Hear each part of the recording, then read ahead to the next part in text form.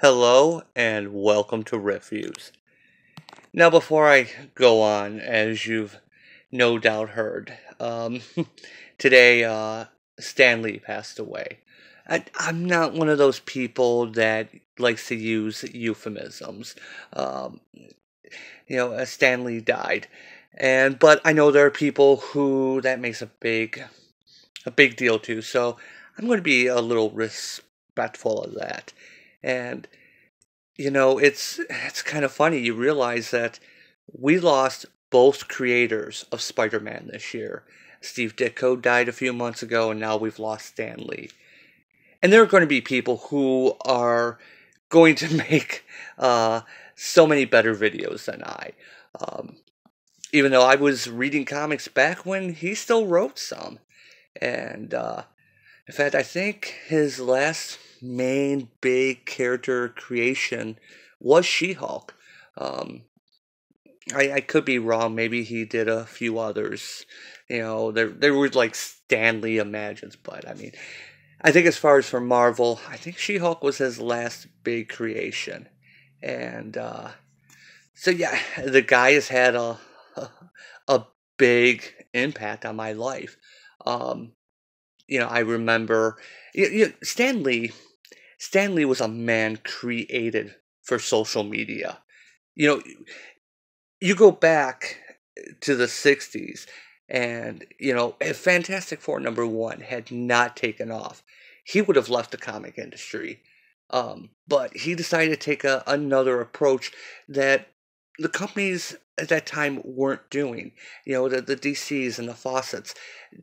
He was he saw the when the mentality that comics were for kids, he looked at the older readers, the high school kids, the college students, the ones that were writing in, and he reached out to them and made he showed them the secrets of the sauce basically. He gave a little behind baseball, if I'm going to keep using metaphors and analogies, and let them feel like they were part of the club. They weren't being talked down to. um, what more can I say? I remember still reading Stan's Soapbox when I was a kid, and those little bits were always enjoyable. And the last couple years of Stan's life, they don't seem like they've been really good. And so I think in a way that this is for the best. I mean, the guy, eh, he lived to be 95. Let's be honest. I mean, he's had a good run. So you know, rest in peace. I think we're all miss you. All of us are in debt to you. So, that being said, I want to do something different. I've been reading so many bad comics. I want to read something good. This came as a recommendation from one of my shops. Now, this is based on, I think it was in 2014, there was an Empty Man series, and they're making a movie of it. And this is Boom Studios. I think the last time I read something by them, didn't Mark Wade's Incorruptible and Irredeemable, weren't they Boom? I think they were. Maybe I'm wrong, but that might be the last time I've read something by Boom Studios. I need to branch out. I want to bring up more stuff that I like that's not the big two, and I really like this. This is more of a horror book, psychological horror. And like I said, I'm not familiar with this. This is going in brand new. It's the first issue of a continuing series. Apparently, the previous series from a few years ago was fantastic. I've heard people rave about it, and it's Cullen Bunn. I've heard good things about Cullen Bunn. I'm trying to think if there's anything I've read off the top of my head by him, and I can't think of anything. But I'm just going to dive into this and take a look, give a little bit of insight on this.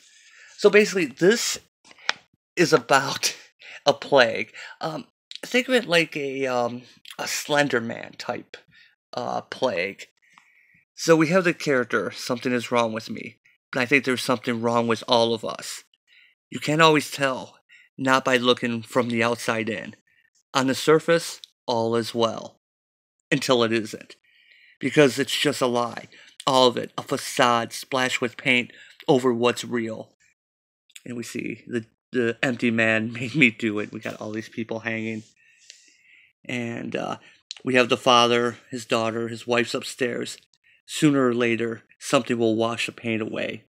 You hear screaming, stay here, I'll take care of it. So the news gives a little bit of backstory. Diagnosed cases of the empty man are on the rise, but it is the undiagnosed and unidentified cases that are cause for concern. The Center for Disease Control is urging citizens to, sorry, I'm looking over my camera here, to report any unusual behavior, whether they see it in others or themselves. So he goes upstairs to check on his wife as we're getting more backstory. Maybe the disease is God's behind it. Maybe he's mad too. Or maybe the disease is God. That's what many people believe. And it controls those who suffer from it. Makes them act out in strange ways. But what's God if not a puppeteer? One who makes us dance. One who craves and demands attention. Not long after the empty man started to spread, dozens of fringe religious groups started popping up. They worship the sickness. And who has the right to tell them they're wrong? If the whole world's swirling down the toilet, they only want to be worshipful little specks of feces. 2 children, here's another news report. 2 children have found themselves in the center of a media frenzy because they've claimed to met the empty man firsthand, bringing his message to the rest of the world. I feel I have to stop. There is a little bit of blood in this book. I don't think it's overly gory. I'm also the type of person, I'm not into the Saw movies. Never really been into the Friday the 13th movies, the splatter movies. I've always been into psychological terror. The monster you can't see is far more terrifying than buckets of blood being thrown at the screen. That being said, there may be some things that may be a little disturbing, especially here we are 2 weeks after Halloween. So I'm just giving you a warning. I don't know how YouTube will feel about this, but if artistic representations of, I want to say mild gore, blood, if that bothers you, you may want to just zone out or something. Just look away from the screen. There you go. Because I would never say turn me off. Just look away. I need the views. So we cut to his wife, who is painting in blood all over the bedroom walls. I have trouble reading all of this. I can make out made me do it. Yeah, I can catch out the big words attention, but some of this, again, it's my color blindness. It's really hard for me to read some of this. Let's see, his agents are Legion. Yeah, I know I'm sick. I am losing myself, and I'm dragging my family down in the undertow. But I can't help it. The empty man made me do it. So yeah, the wife, Melissa, even though she doesn't really look like a wife here, she almost looks like a child, has been infected with this empty man virus. So the husband is trying to calm her down. God, Melissa, are you all right? What have you done? He's checking her out. No cuts, no scratches. And, here I can read this a little bit more. Made me do it. Wash the pain away, oh God. Andrew, it's okay. I'm all right. It's not my blood. Then, where did it come from? That's a darn good question. So yeah, they explain more a little bit. It's getting worse out there. The disease is spreading faster than anyone can imagine. Every day there's incidents, acts of violence, suicide pacts, killing sprees, murder cults taking shape in the shadows. The virus has been radicalized. The government scrambles to find a cure, to find a source. But they're growing desperate, and their methods proving more and more extreme, because the disease is changing. We have a whole room of decapitation. There's physical symptoms now. So we go the next morning over breakfast. The husband says he's going to stay home from work, but the daughter should go back to school. Um, he's like, no, you've missed too much school already because the daughter wants to stay home. I think maybe it's a good idea if one of us maintains our routines. And the mother says, your father is worried about me. He doesn't need to be. I'm fine. And so she goes to cut her, is it an apple? And he's hidden all the knives. And, she's the man, I can cut my own fruit, where are the damn knives? The daughter's watching all this.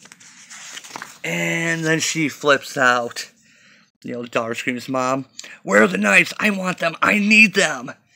And the father restrains the mother and says, Vicky, the daughter, just go. Go, all right? I'll take care of this. We'll be all right. Just go to school. Just get out of here. So the daughter runs off to school. And her friends ask her, where have you been? If you've been puking, you can still answer a text. And I guess my phone battery was dead. I've just not been myself. Whole family was sick. Sorry. And we see as the class is filling up, they start getting they're asked to take a test. It's a time test. It's very serious, very somber mood. And if you look at the test, it asks things like, please describe the person in your class you feel is most likely to suffer a violent outburst. If that person is you, please describe the form this violence might take. And in as much detail as possible, please describe all the suicidal thoughts that you've had in the past 24 hours.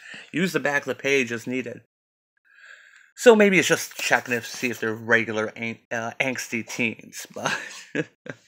So a kid in the class asks, does this test have something to do with the empty man? Are you trying to figure out if any of us are crazy? Teacher just says, please, no talking. Remember, this test is timed. And this test is timed, and your work is being monitored. And we got a couple MIB in the back here. So yeah, it's pretty interesting, as it's kind of escalating and spraying throughout the country that they're now trying to be preemptive. So the father is watching TV, and one of the, doctors is explaining more about the empty man, the symptoms. This information, you understand, has been gathered through intense observation of those suffering from the disease, or from interviews conducted with families and friends of the victims. In the earliest stages, the empty man is glimpsed by the affected individual. During the stage, the victim experiences bizarre, frequently horrific hallucinations. When the victim becomes obsessed with these visions, that's when we enter the next stage. The hallucinations become more vivid. We have many reports of this figure, this embodiment of the empty man. At this stage, the victim loses all concept of what is real and what is not. At this point, there is little hope for the victim. Many enter a comatose state, often described as if they were listening intently to someone speaking from afar. And so the people on the show start, giving him crap for personifying this disease when he's actually just describing what he sees. And of course, they say, are we going to dance around the subject? Maybe some people are copycatting, imitating, trying to get attention. And the father turns off the TV, and we see, the mother's upstairs looking out, and she sees a bunch of people walking up with what look like blankets or something, folded stuff. I can't quite make it out.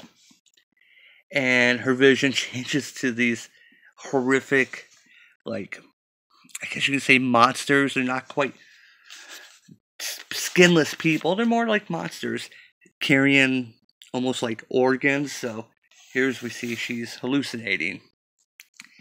And, she starts screaming again to be let out. And he's at his wit's end when there's a knock on the door. We're going to have to stop here soon. So when he answers the door, these people come right up. And he says, can I help you? We're here to help you, Mr. Carey, not the other way around. We want to help you with your wife, with the illness she's enduring. So yeah, we got a creepy guy here. And my wife, she's not sick. Maybe you have the wrong house. Who are you again? He just walks in. You don't have to hide anything from us, Mr. Carey. We know the truth, and we're not going to tell anyone. So this group here is, I guess, like the anti-empty man crew. Um, he says that they know what to look for. People miss work, children miss school, and he says, "Have you been watching me, watching my family?" We've been watching everyone. We're gonna start doing that voice, kind of a salad fingers like voice. I represent certain interests, outreach programs, you might say, that strive to help people like your wife, those who are in the early stages of. And then she screams. And so the people all start saying amen, amen, amen. And the father again asks, "Who are you?" "I love it if we can meet Melissa. Do you think you can make that happen?" So I'm going to stop here because we're near the end of the book. So he's saying that the government is, trying to help them, but they're too slow. His group, which almost looks to be religious, maybe cult-like, they were able to find it first and, find Melissa first, and they're going to do their best. Like I said, I haven't read the original series, but I got hooked on this. 22 pages, and even though the book felt thicker, I actually counted the pages. It is a 22-page story, and I was at the end before I knew it. I went back and read it again, in a good way, to see if I missed anything, and I really, really like this. I like psychological horror, and so I don't know if I should go back and try and find the old series, see if it explains what the Empty Man virus is, if it is a possession, what exactly it is. But I did read an interview with Cullen Bunn, who said that if you've never read the original series, you'll be able to pick this up and get right into it. If you've read the original series, this is another story to it, and it's good for fans of both both old fans and new fans. And like any good horror psychological mystery, I didn't feel like I was wondering. I felt like the story was organically making me wonder, not me reading something going, "Oh, did they leave something out? Am I missing something?" No, this was really good. I like this. If this could have made it on Halloween, it would have been perfect. I'm only saying that because it just came out last week, and I'm still catching up. I haven't gotten to Green Lantern yet. But yeah, I want to start recommending smaller studio stuff, and this seems like a good place to do it. And I'm going to be doing more of that, because for as much as we complain about the crap that the big two are putting out, let's put out some good stuff. Let's look at the good stuff. Let's recommend. Let's move the needle. And I think in light of Stan Lee's passing, I want to do something good, something I liked, something that made my cat Butterscotch walk up. "Hey, what are you doing? You're not part of this." So she's decided to join us here, and so yeah. Anyway, I'm getting distracted. And get your fuzzy butt away from there. Yeah, this book is good. I like this. I would give this. What is that scale I just made up? I would give it a 12:30. I'd give it a 12:30. It's not quite 1 o'clock, not quite noon. 12:30. That's what I would give it. I liked this book. Pick this up. I'm going to be recommending it. Move the needle. Reward the people who put out good stuff. So anyway, thanks for watching. I will be back. New comics are coming out in like 2 days, and I don't want to get behind, so I still got to get Green Lantern #1. So anyway, thanks for watching, and I will catch you next time.